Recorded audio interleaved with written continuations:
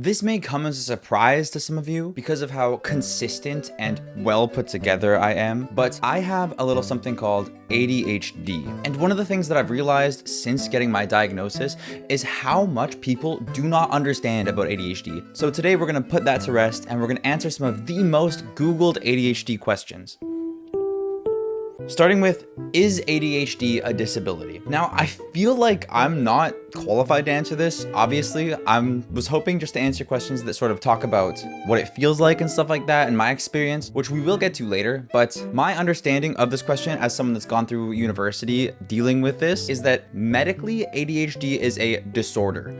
But on a government sense, they view it as a disability, which actually is a good thing because that means if you're in Canada and you need money for school or whatever and you have ADHD, you actually get a bunch of benefits from that. Next, we have, does ADHD go away? And the answer is no, actually a resounding no. There's a misunderstanding that as you get older, ADHD gets better. That is just not true. There's this thing in the neurodivergent community called masking. And my understanding of what masking is it's sort of like learning how to pretend to be normal. So as you get older, you get better at masking. And so it might be, you may perceive yourself as getting better, but the reality is ADHD still exists. What does ADHD stand for? So I think ADHD is actually kind of a new term. I believe that back in, I want to say the 90s, it was called ADD, which was attention deficit disorder.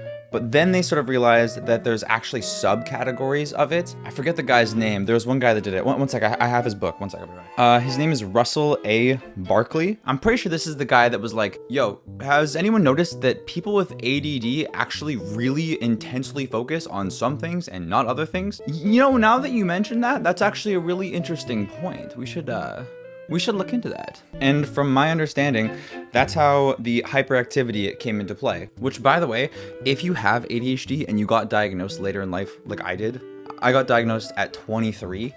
I actually highly recommend this book. I read through most of it, not all of it, and it actually really opened my eyes to a lot of misunderstandings that I had. Does having ADHD make you dumb? Wow, this feels really targeted, actually. So, a little bit of a story time. When I was a kid, I was put in what's called the gifted program. And the idea behind the gifted program was it would take kids that showed lots of promise and put them in more challenging environments to hopefully push them forwards in their studies. I think that was the point, but I got put in the gifted program.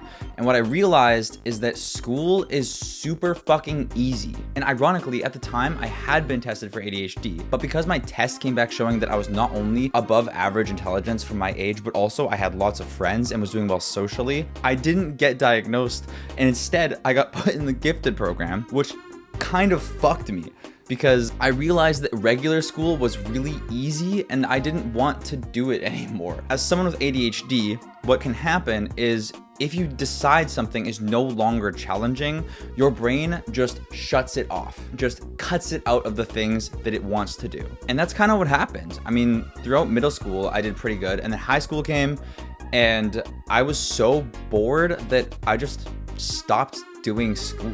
Up until when I got diagnosed and I realized these problems can be resolved if I create more opportunities for myself to be challenged. So basically, to answer the question, does ADHD make you dumb?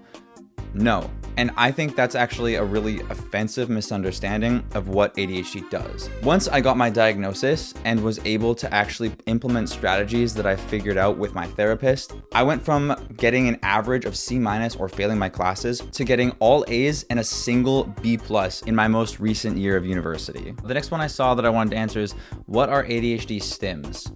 If you want the best example of what an ADHD stim is, look at this. Do you see these holes in my blanket? This is from something that I've done since I was a kid, where I press my fingers into the blanket in a way that runs the blanket through my fingers. And I still do this as an adult because it's just, I can't explain it. It just feels relaxing to me. I also do this where I put my thumbs between my fingers and I kind of flick the skin. That's another one. If you have questions about stims and you have questions about ADHD that are legit, please go seek medical help. I recommend it. It changed my life. Doing this kind of stuff does not mean you have ADHD.